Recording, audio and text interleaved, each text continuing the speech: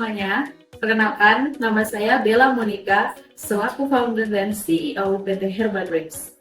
Di video kali ini, saya akan membahas tentang perusahaan kami, PT Herbal Drinks.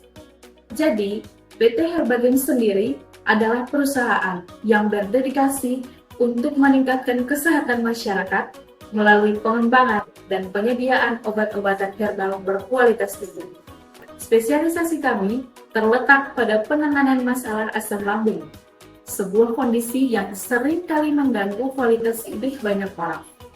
Sebelum berbicara lebih lanjut tentang perusahaan dan produk kami, saya akan memperkenalkan rekan-rekan tim yang membantu saya dalam operasional perusahaan setiap harinya. Yang pertama ada Jessica Nuprani sebagai COO yang membantu saya dalam mengawasi semua operasi sehari-hari perusahaan serta mengoptimalkan penggunaan sumber daya untuk mencapai target produksi dan pengiriman. Selanjutnya ada Caroline Beatrix sebagai manajer riset dan pengembangan yang bertugas untuk mengelola riset formulasi dan pengujian untuk pengembangan produk dan mengawasi serta mempresentasikan hasil penelitian kepada Dewan Direksi dan mengusulkan strategi pengembangan produk. Kemudian ada Regina Caelia sebagai manajer marketing dan sales yang bertugas mengembangkan strategi pemasaran, mengelola tim penjualan, serta membangun hubungan dengan pelanggan dan mitra distribusi untuk meningkatkan penjualan. Dan berikutnya, ada Mariani sebagai manajer keuangan dan administrasi yang bertanggung jawab untuk mengelola dan menyusun laporan keuangan perusahaan. Dia juga mengawasi fungsi administrasi, termasuk pengelolaan sumber daya manusia dan fasilitas, dan mengelola hubungan dengan bank, auditor, dan pemangku kepentingan keuangan lainnya. Adapun visi atau tujuan jangka panjang dari perusahaan kami PT Herbal Drinks, yaitu menggabungkan tradisi herbal dengan inovasi modern untuk memberikan solusi asam lambung yang efektif dan aman. Misi kami yang pertama yaitu menyediakan produk herbal berkualitas tinggi yang berbasis riset untuk membantu masyarakat mengatasi masalah asam lambung. Yang kedua, kami berkomitmen pada keberlanjutan dengan menggunakan bahan baku alami yang ramah lingkungan. Yang ketiga, membangun hubungan baik dengan pelanggan dan mitra untuk mendukung pertumbuhan dan inovasi produk. Yang keempat, mengintegrasikan teknologi modern dalam produksi dan distribusi untuk meningkatkan efisiensi dan aksesibilitas produk. Selanjutnya, saya akan menjabarkan strategi pemasaran yang digunakan dalam mendistribusikan produk-produk Herbal Drinks. Yang pertama, dari inovasi produk, kami mengembangkan produk herbal baru yang teruji secara ilmiah untuk memenuhi kebutuhan pasar. Yang kedua, kemitraan strategis.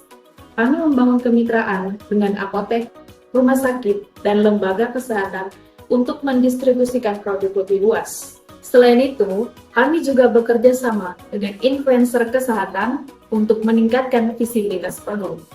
Yang ketiga, dari strategi kepuasan pelanggan, kami mengimplementasikan sistem umpan balik untuk memahami kebutuhan dan harapan pelanggan, serta melakukan perbaikan berdasarkan masukan tersebut. Yang keempat, dari aspek keberlanjutan dan tanggung jawab sosial, di mana ada penerapan praktik produksi yang ramah lingkungan dan berkontribusi pada program-program sosial yang mendukung kesehatan masyarakat. Saya, selaku COO yang mengawasi semua operasi-operasi sehari-hari, mengatasi masalah, dan mengoptimalkan penggunaan sumber daya dalam perusahaan akan menjelaskan masalah serta solusinya. Masalah yang sering terjadi ialah yang pertama, manajemen waktu dan prioritas tim. Seringkali menghadapi masalah waktu dan prioritas, terutama dalam keadaan banyak proyek. Akibatnya, kerjaan menjadi tidak efisien dan proyek bisa menjadi terlambat. Yang kedua, ada koordinasi antar tim. Dalam perusahaan, baik di produksi, pemasaran, dan keuangan yang memiliki komunikasi yang buruk, menyebabkan kesalahpahaman, keterlambatan, atau proyek yang tidak selesai pada waktunya. Masalah yang ketiga adalah masalah kualitas produk atau layanan kualitas. Suatu produk atau layanan tidak konsisten dapat membuat konsumen kecewa dan dapat merugikan reputasi suatu perusahaan. Ini juga dapat menyebabkan banyak produk yang dikembalikan. Masalah yang keempat adalah manajemen sumber daya yang kurang optimal. Pemanfaatan sumber daya seperti tenaga kerja, mesin, waktu seringkali kurang optimal, sehingga menghambat pencapaian target produksi. Yang kelima, ada manajemen risiko operasional ketika menghadapi situasi yang tak terduga seperti perubahan regulasi, bencana alam, atau krisis ekonomi, harus memerlukan kesiapan yang baik agar operasional tetap berjalan. Lantas, solusi apa yang dapat kami lakukan? Yang pertama, ada suatu perusahaan menggunakan alat bantu manajemen proyek untuk memvisualisasikan tugas-tugas yang ada, menentukan prioritas, dan menetapkan tenggat waktu.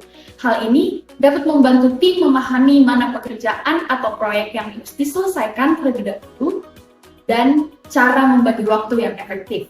Yang kedua, ada membuat komunikasi yang jelas dengan menggunakan platform saat ini untuk mendiskusikan bagaimana perkembangan dan masalah yang ada. Dapat mengadakan rapat secara rutin agar tim memahami prioritas dan arah yang sama. Yang ketiga, ada melakukan evaluasi secara rutin terhadap alat kerja, misalnya menggunakan perangkat lunak untuk menyatukan proses administrasi, investasi, dan keuangan agar lebih optimis dan efisien. Yang keempat, ada menerapkan kontrol kualitas ketat dengan rutin sebelum produk dipasarkan atau layanan diberikan. Dan dapat mengadakan pelatihan tim untuk memastikan agar tim memahami standar kualitas yang harus mereka beri.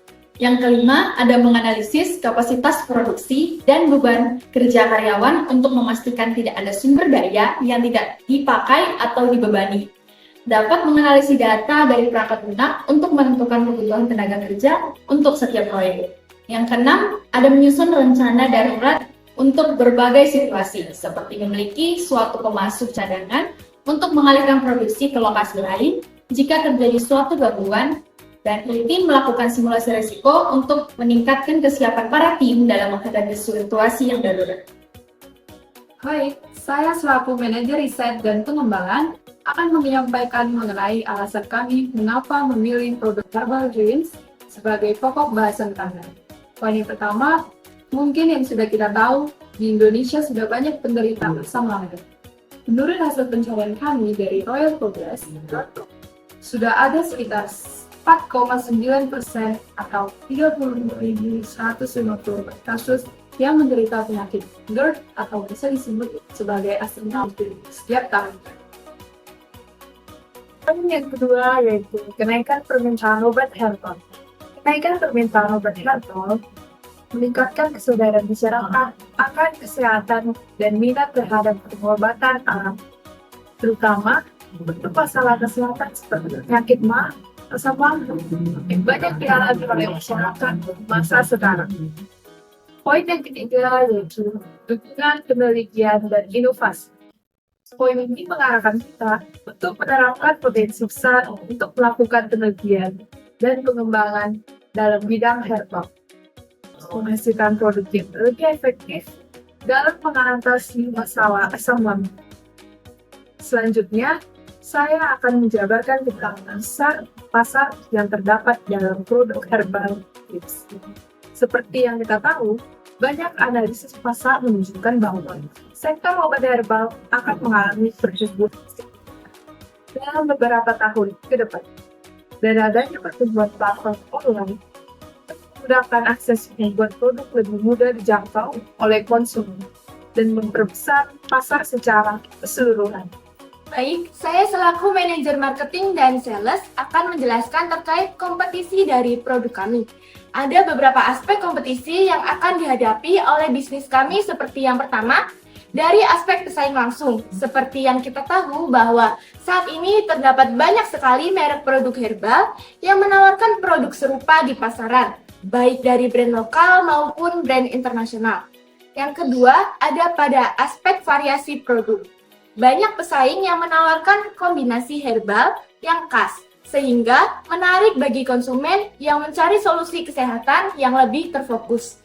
Juga ada brand yang menawarkan manfaat tertentu, yang dapat menarik perhatian konsumen.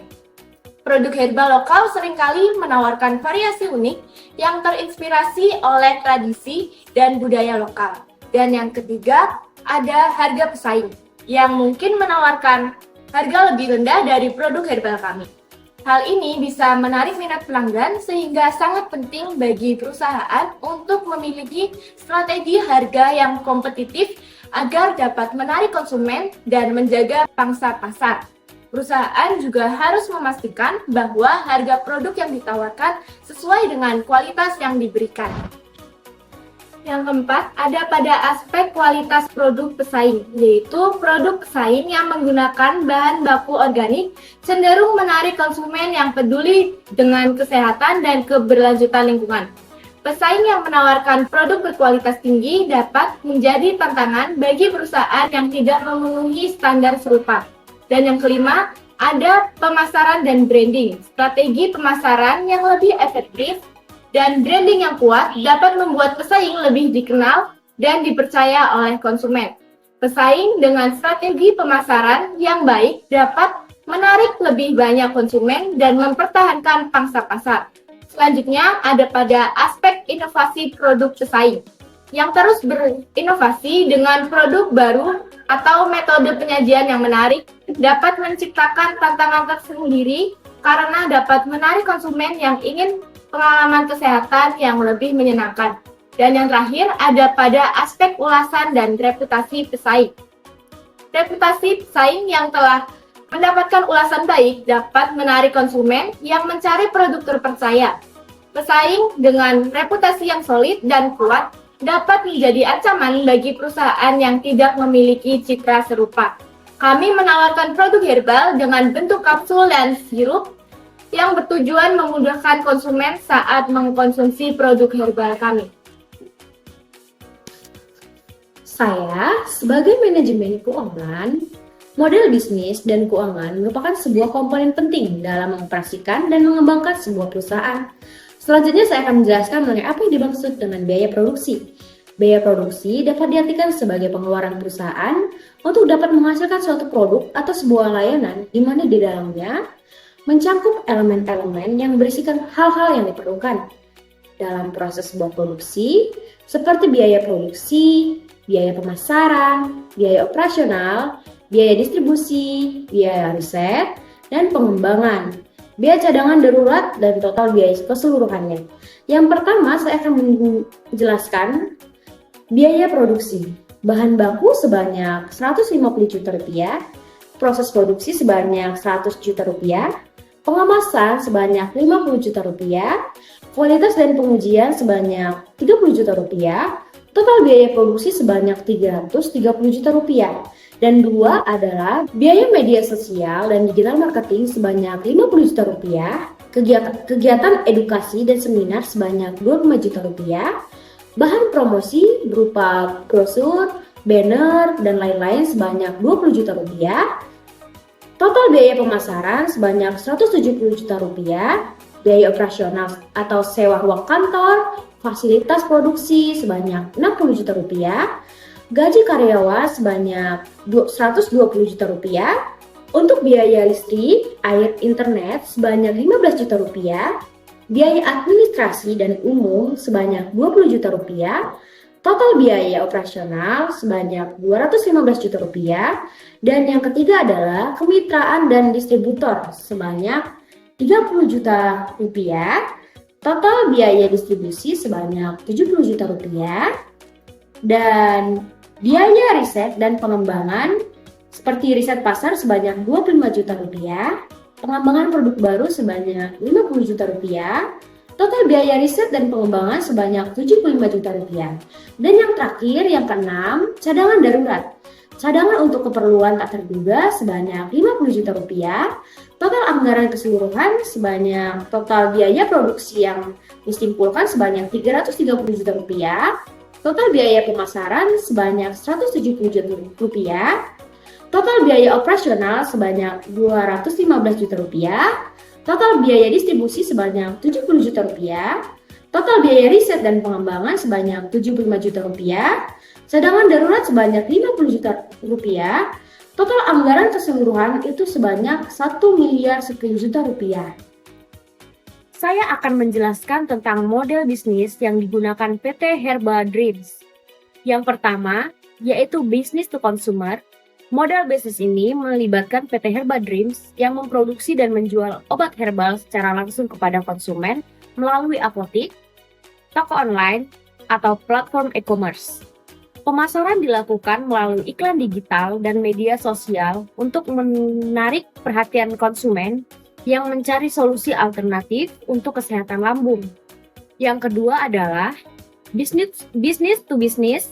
Model bisnis ini melibatkan kami PT Herba Dreams yang menjual produk ke apotik dan distributor yang masuk ke fasilitas kesehatan, serta kolaborasi dengan perusahaan asuransi dan penyedia layanan kesehatan untuk memenuhi kebutuhan pasien. Yang ketiga yaitu consumer to consumer, di mana dalam konteks ini melibatkan konsumen yang menjual obat tidak terpakai melalui marketplace seperti OLX dengan tetap memperhatikan regulasi dan keamanan. Jadi, hasil keuangan yang dapat kami berikan dalam 2 tahun mendatang ialah perusahaan kami akan menargetkan keuntungan yang akan kami peroleh kurang lebih mencapai 2 miliar. Baiklah, hanya ini laporan yang dapat saya sampaikan selaku manajer keuangan.